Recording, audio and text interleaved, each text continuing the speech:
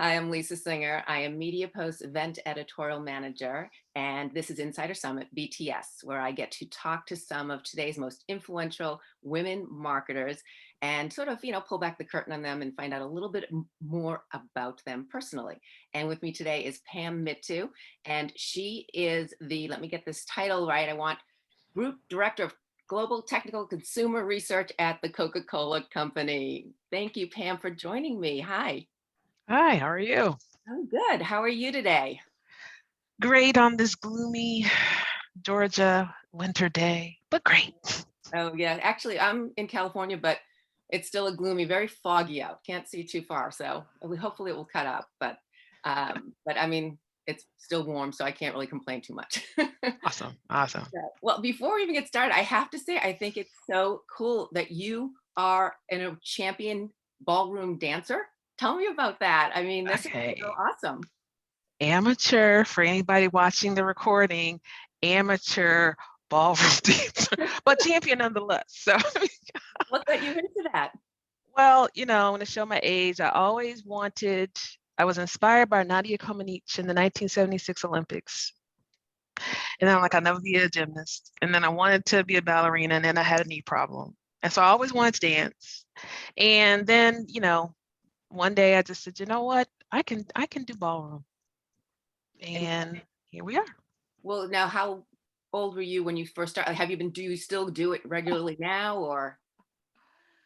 Yeah, I've been dancing pro-am ballroom for 8 years. So I've only just started later in life. That is so great. I love that. So that's really, and Yes. that you started later and you're still a champion, an amateur champion, but a champion still. Yes, and I like to call it my second job with a negative income stream because it's not, it is a sport that has a very bimodal groups. If you're young, you're probably going to be in the dance industry, teach or be a professional dancer. And in those of us, I'll say more seasoned, you have empty nest, your family, and now you've got time. And a lot of couples start dancing just as a way to spend time together. Yeah, no, I'm not a couple, I'm a single, but that's okay.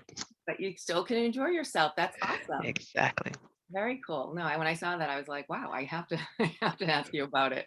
Well, now getting to in terms of your career, which I also think is pretty interesting in terms of how you started out. You were still at a CPG when you first started out, Procter and Gamble, but you were an engineer, and Yes.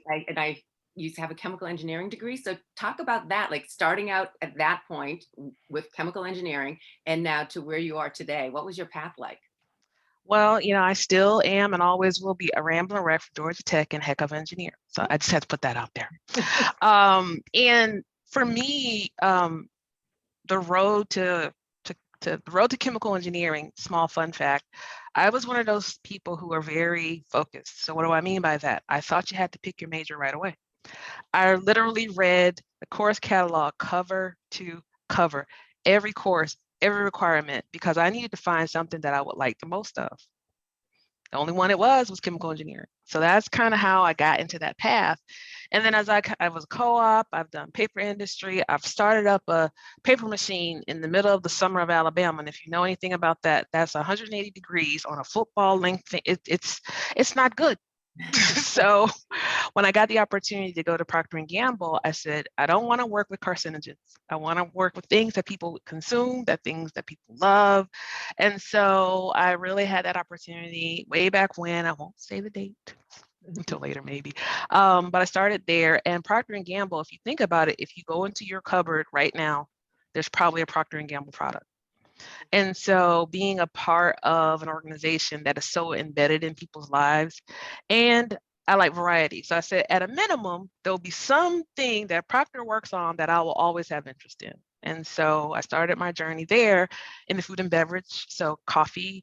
I remember when Starbucks was the startup in the Pacific Northwest, it wasn't always like it is now. So entering that category in a very new area for Procter and Gamble. And so those were the days, but I really enjoyed that. So the variety, the understanding of how things are made from a chemistry perspective and engineering perspective, and then being able to apply that and thinking about that at P&G. And then I started as an engineer, but then there was this function called products research. So it's sort of kind of what I do today, which is understanding the science and the technology of creating the thing, but understanding what consumers are looking for, their thoughts, their loves, their passions. Because if you've got the science to make the thing, well, you need to know why the people want the thing. Mhm. And that was really an unlock. So for me, products research is what it was called at P&G, and technical consumer research is what it's called at Coca-Cola. And now when you explain it this way, it makes complete sense. In the sense, even the chemical why when you looked first, when you read through it, which is amazing that you read through the whole brochure and Nerd tried alert, to nerd actually, alert. I yeah, know. a little bit. But no, and the fact that I can see why you were drawn to that. Just if it sounds like you have that analytical research, you want to know all the facts, put them all together, and then make your decision from there. Yep. And it's not, it's so it does seem like now it makes sense, as I said. Um, Interesting though, in the sense, did you ever think you would be applying it the way you are today in terms of very much about consumers and what they're thinking and how you move forward from there? I didn't even know it was a thing. And what's interesting is I think the my path and how I've been successful, and I'll call it being successful, meaning working on things you love, is because I've sort of always been this way from a kid. I think you articulated it quite well. Here's some stuff. How does it connect? Oh, that's interesting. Let's go do something about it. Let's go investigate. So it actually fits within the way I think about it. And also, I was one of those kids who sort of watched the adults because adults didn't make sense. They would tell us kids one thing, they do something different. So I said I was always one to watch the behavior, always, and go, "Mm, okay, well, what does this mean?" And I would be the fly on the wall. I actually had a family, my mother's family is very large. I had a number of cousins, and they'd be all, yeah, yeah, yeah. And I would be able on the edge of where the grown folks are talking, like, shh, listen, it makes you, I learned if you don't look, they don't know that your ear is aimed at them. So that makes So you started off as a spy and then much. evolved into this wonderful career. Basically, Yeah, no, that's and it does. I mean, I think it's a curiosity, really. I mean, it yes. all stems from that, but also then wanting, as you said, the older folks weren't being quite making sense in terms of what they said and what they did.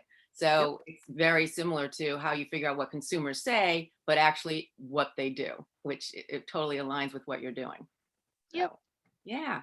Well, but also I know now you've been in CPG and throughout your career, you've been doing this for a while now, and CPG definitely has been known to be a little bit more male dominant in terms of as an industry itself.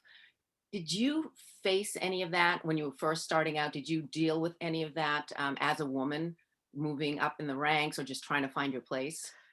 So, I mean, most of my, I've always been and had a passion for research and development. And then obviously engineering also can be male dominated. And I would say, not only as a woman, but as a woman of color, that has been something that you just have to understand what it is, know what you're dealing with, and move around it. I'm born and raised in Augusta, Georgia, so also being a female of color, you kind of understand the dynamics when it comes to the United States. And so, we're sort of trained and equipped to have understanding of what you're dealing with, some of the biases that you're faced.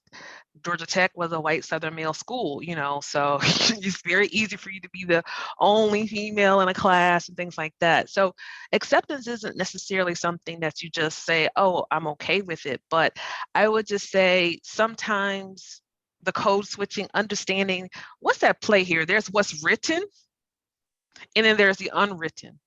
And if I think about one of the biggest barriers or opportunities to overcome is you don't always have access to the code, to the unwritten.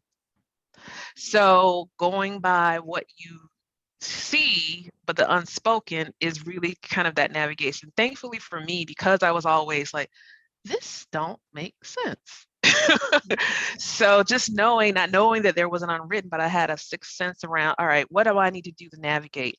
But the other thing, regardless of the barriers, making sure that I had people who were always willing to coach and mentor. I think one of the things coming from Georgia to the Midwest, which is very much a culture shock. And to give you an example, when I'm dealing with someone from the Midwest, they say, hey, you might want to think about talking to Joe. I'm being literal. Thought about it. I don't need to. Didn't do it. Not understanding that that was being said, no, go talk to Joe. So there was actually within there this sort of unspoken language, because I'm very not literal and concrete, but if you wanted me to talk to Joe, just say go talk to Joe.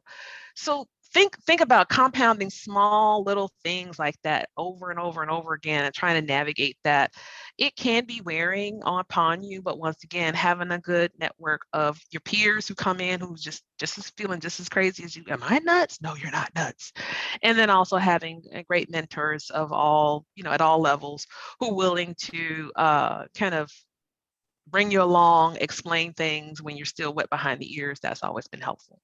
Well, and you must have had, in terms of your upbringing, or someone instilled a certain confidence in you to be able to say, okay, I know, as you said, you were taught how, or just you grew up knowing that there are certain things, certain that you're going to have to deal with, and you need to figure out how to find your way.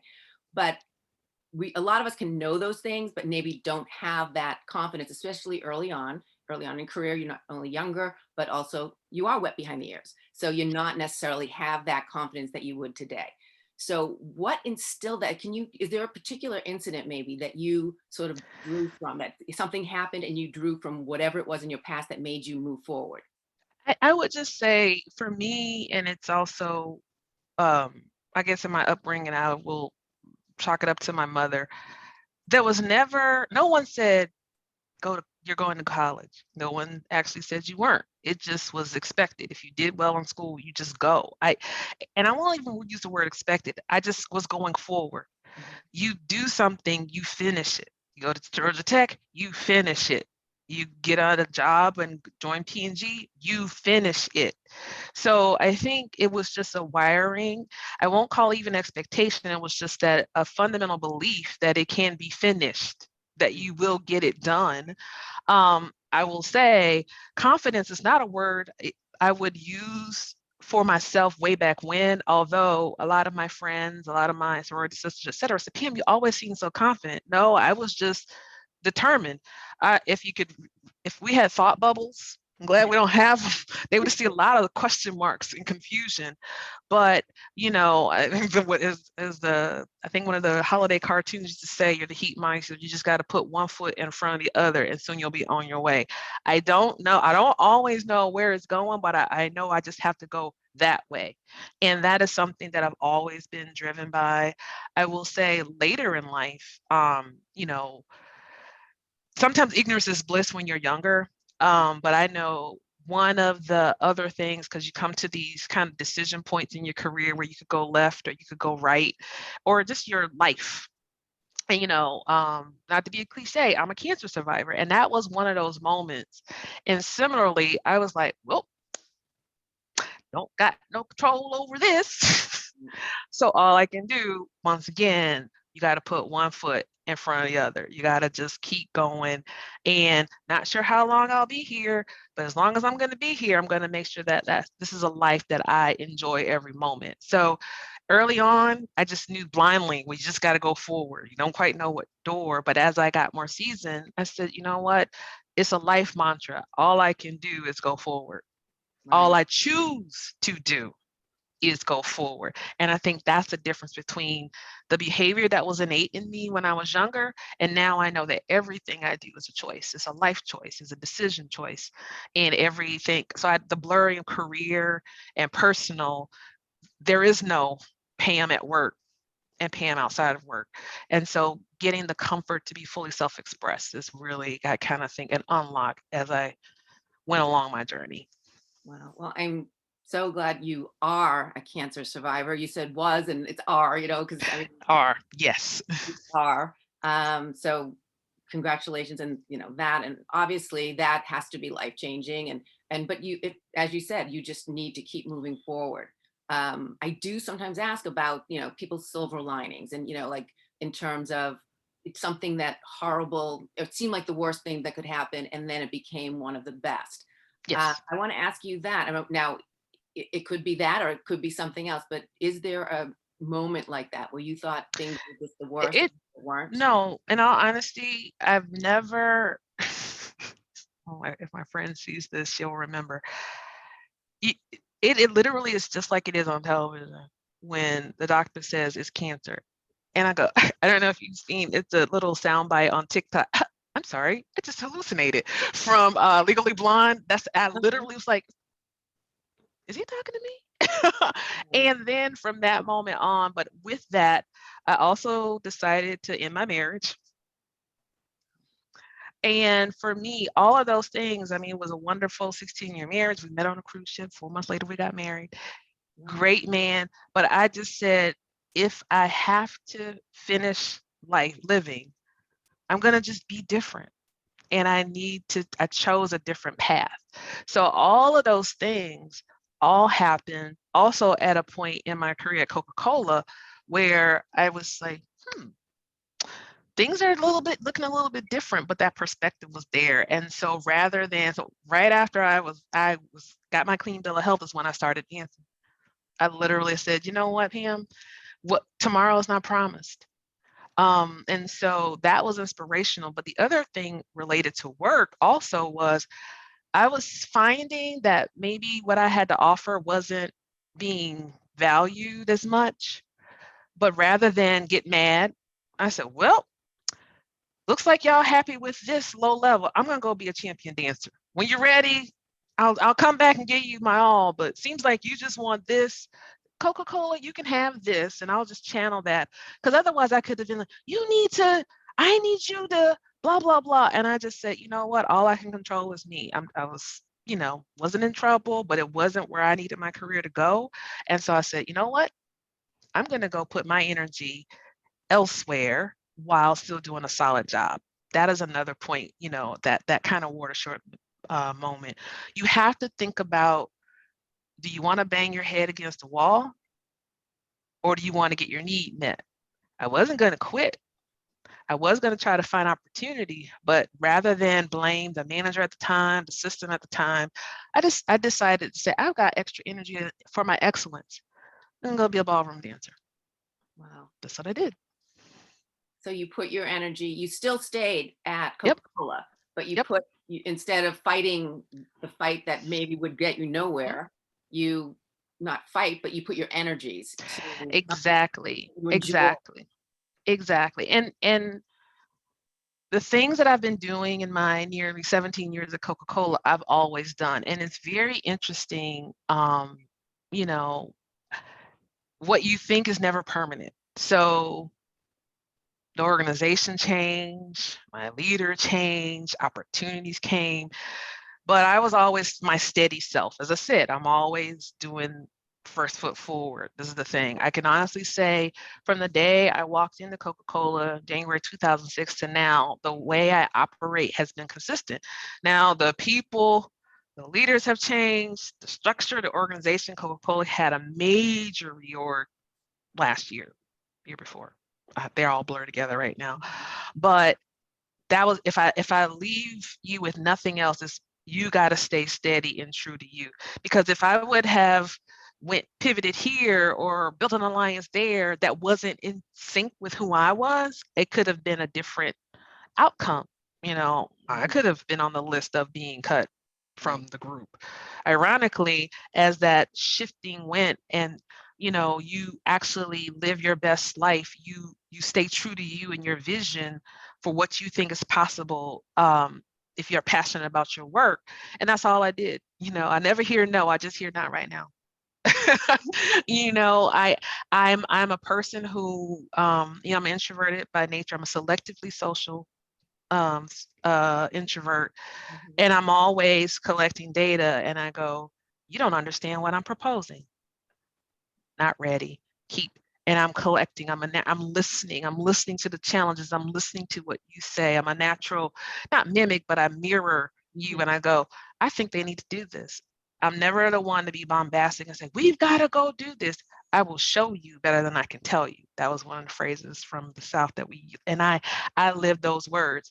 So I always enjoyed my work. And I think the other thing, later in life is my value, ability, my worth is not defined by whether somebody understands what I'm doing. And if you go back to when you're wet behind the ears, you don't know nothing. So you got to learn. But just because someone disagrees with your vision doesn't mean your value, your worth, and your capability is not there. It's like the love connection. I'm showing my age again. Some people like chocolate ice cream, some people like vanilla. Sometimes you have a date, it doesn't work.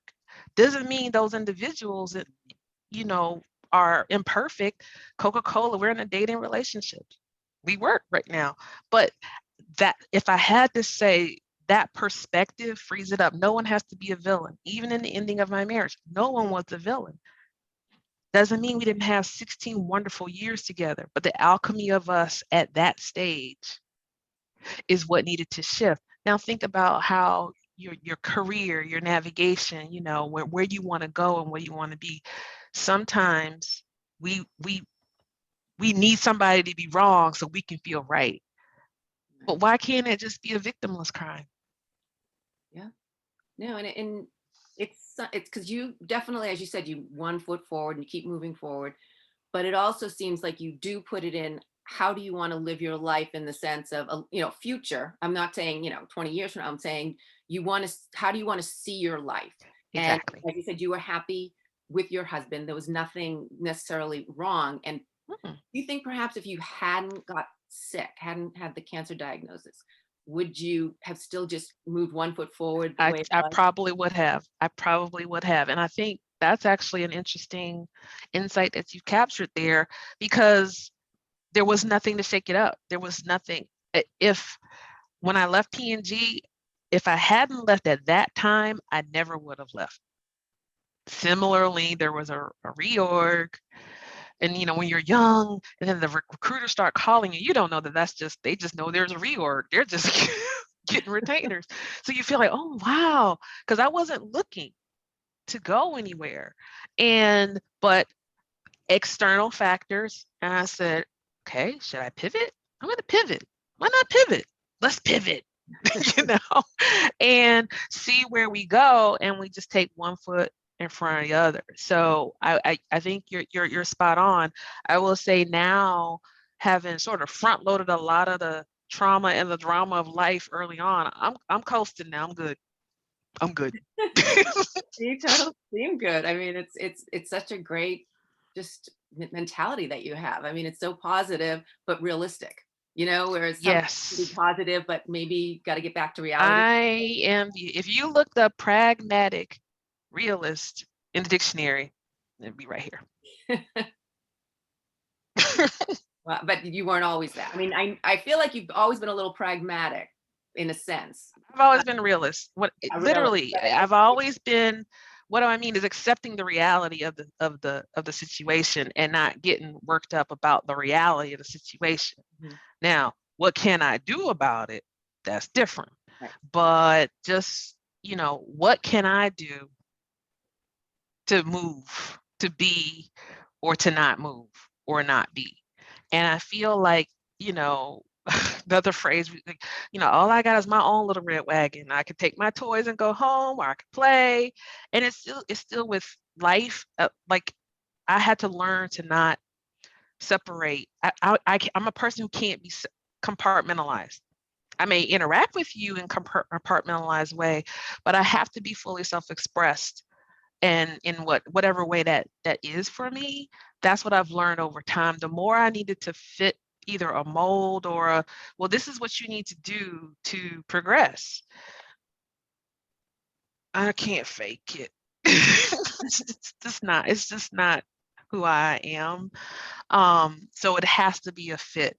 And I can honestly say I've essentially been doing the same thing for 27 years, which is translating insight into action. Same thing. Yeah. The players have changed, the nature of the questions have changed. But once I discovered that I just translate insight into action. It's interpersonally, it's at work. And now you just do that over and over and over and over again. And it becomes very easy. You know what I mean? Yeah. And I'm curious, so now when we talk about even what's happening now in the last 2 years, a year and a half, especially with Black Lives Matter, with such Asian descent a lot, and just all of these, you know, issues in terms of all of these communities sort of needing people to speak up for them, and people are now. We are seeing that more. We are seeing people fighting for inclusivity. We are seeing brands and companies taking a stand, something that we've seen in the past, but it kind of has gone away and then it comes back. And hopefully that's not the case this time. But when you see that, especially as a woman of color, and especially now in your position, where you kind of said it earlier, back when you were starting out, you knew how you needed to move forward, but didn't necessarily couldn't do certain things. Well, now you're at, cut forward to where you are, you can do certain things. So how does that impact you today? And again, with that mindset that, okay, you don't want to pound your head against a wall, but at the same point, you want to move forward to what works, that's true to you. For me, the mantra that falls into my head is I call each one reach one or each one teach one. And I will always be, if you sow goodness, you'll reap goodness. Be what you want to see in life. So you're like, oh, she's doing a lot of sound bites. No, one, I watch a lot of TV. That's where I get it from. But I'm also highlighting that that whole one foot in front of the other. I can only control and impact the world that I influence. So for example, you talked about the barriers or the things that you don't see, and also my family is very much what I call a coat of many colors. My nephew is Filipino, my niece is Latina, my maiden name is Chin. My husband is Costa Rica, his first language is Spanish, so with that said, I actually have what I call a worldview, even though I've never necessarily seen the world. And I've found that people being a mirror, someone can see their greatness. I think my proudest thing is, I have relationships, friends, 20 years, 30 years, all the way back. One of my greatest friends, she was my little sister at Georgia Tech. And now she lives around the corner. We've come from here and there. My team is very multicultural, very diverse backgrounds and ages, ethnicities, but also kind of generations. And my biggest and most prideful moment is they call me sensei. So for me, when I say each one reach one, each one teach one, let me be with you right here. And I have lifelong connections of the folks who I've made a difference in, because I was like, I'm going to be that sounding board. Talk to me. What do you want to stand for on this team? And how can I help you be that? If I think about what I didn't have in overt language that I could understand, now that maybe somebody was there, but I didn't get it, is how do you make yourself present to someone to help them be who they desire to be. And as much as they allow me entree into their lives, their aspirations, I will be there. And for me, modeling of that on this side, meaning we're the ones who have to make sure the representation in the product mix, the representation, little things like, is there diversity in the humans on a slide?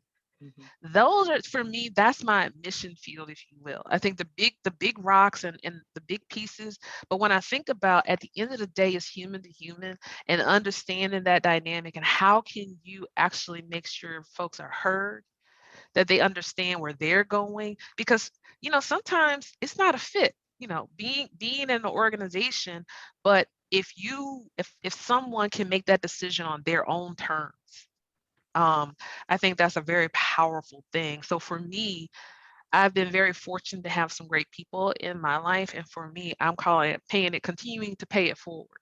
I think the greatest compliment many members of my team do for me is they call me sensei. And that, out of everything, is an amazing feeling, because then each one reach one, each one teach one, that means more to me, because now they're going to pay it forward. Mhm. I often say I'm in the sunset of my career. I Yeah. get to do what I want to do. I love it. I get to just sit around and come up with deep thoughts, and people buy it. They go for it. So just how do I, the kinds of questions you're asking, how do I bring that to folks who are going to be here long after I'm gone, in an organization? Not like I'm dying. Well, we're going to die someday, but you get my point. We're not writing you off yet, Pam, but but no, I love what you said in terms of in your world. And I think if everyone sort of, because you, the 20-year-old Pam, your world, you could still be that way in terms of how you were Mhm. to people, how you were reacted to things. But obviously you didn't have this position where you then determined, is there enough diversity in this particular ad or whatever it may be. And now in your world, at your level, you have those. So your world has grown, but you also can maintain that. And I feel like if everyone kind of did that, then we would see more people treating each other, as you said, like humans, as opposed Yeah. to groups. I don't like that. It's that group or them. It needs to be each individual. And so I love that. I think that's really, it's a perfect attitude and a perfect way of, like you said, paying it forward. So but now to lighten up the subject a little, I want to know your guilty pleasure. Oh my God. Discovery ID. I am addicted to true crime television. And now you won't say, why, Pam? Because I got to know what the crazies are. What if you run across somebody? Remember, I'm always watching. You don't know dynamics. And I'm sitting here going, okay. I actually understand, the origin of the Cosa Nostra. I literally, true crime television, Snapped, Deadly Women, Dateline, um, Deadly Vows, Fatal Vows, Wow, Mafia's Most Wanted. that's I, amazing. I literally, I've watched so many that I will watch Law and Order. I was like, what? Why do I know this plot line? They get it from true crime shows. Ripped from the headlines. That's what it is. I was like, yeah, yeah. So yeah, true crime television. It is always on. And actually during the pandemic, I had to turn it off because it was too much Yeah, with I the would pandemic. And I was like, okay, Pam, you gotta. So then you say, well, Pam, what did you watch? Perry Mason, think. Yeah, Columbo, Matlock. yeah. Yeah, no, I'm totally the crime girl, not necessarily true crime. I'm more the NCIS, the Law and Order, things like that. The reruns of Matlock and all of that. So I do. I'm completely that girl. I get that. The true crime, you get sucked in. I guess I don't go to it, but I have a friend who does. And so then when I'm with her and she happens to be watching it, I will get caught up in it, but I don't tend to turn it up. So I see, and it kind of goes with your personality. Like you said, you want to find out what's going on, see the pieces move together, and then where did it, how does it end? And I like the good guy wins and the bad guy loses. So I don't like cold case because you never get an answer. And I don't like if you don't know who did it, then I don't want to watch it. Yeah. I need conclusion. And I like happy. I'm a happy ending girl. Like I definitely Yes. I want it to all work out. Everyone gets along. So, Yes. which is my other hallmark is I'm like addicted to that. Like I watch all the movies because it's always a happy ending. So anyway, but this is so awesome. I can't believe we're been talking for as long as we have. But before I let you go, I want one more question, and I'm actually very curious to see what your answer will be. It's Wonder Woman's 80th birthday this year. So what is your superpower? I literally have the power of sight. I can see when something's not right. I see patterns in the data. I often say, you know how in The Beautiful Mind, the way Ron Howard visualized Russell Crowe's seeing numbers and things, give me any kind of data in any form. I can see that. And I literally I see an answer. When I see dynamics between people, I go, I'm seeing something. So the gift of sight, I can see what looks like on the surface, the unseen. It's always been that way. I've actually, when I was younger, some people were very uncomfortable because I can see you. I don't judge, but when people have a mask, I literally see them. I'm okay with what I see because it's who you are. But the fact that someone can see through that it makes some folks very uncomfortable. I'm not talking psychic. I wish I were. I'd have the lottery numbers. But just what's right there under the surface, and it's right there for everyone to see if they choose to open their eyes. That's what I would have. I had the gift of sight. I'm like, don't go there, go here. That's what I do in my job. I've done it Yeah, from a I was child gonna say it's to perfect. now. It matches up perfectly with what you chose. And yeah, I am getting a little freaked out here. So, what is she thinking now? What's going on?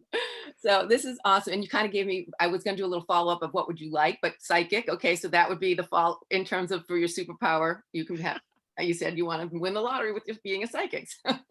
So we have them both. Pam, thank you so much. This was really amazing. I really enjoyed it. And thank you for watching. And as I say, we always are looking for amazing marketers, women who you might want to suggest. If you know someone, let me know. I'll be glad to see what I can do. Anyway, thank you for watching. Thanks again, Pam. So I'm so happy you were able to do this. Thank you. I'm glad to be here.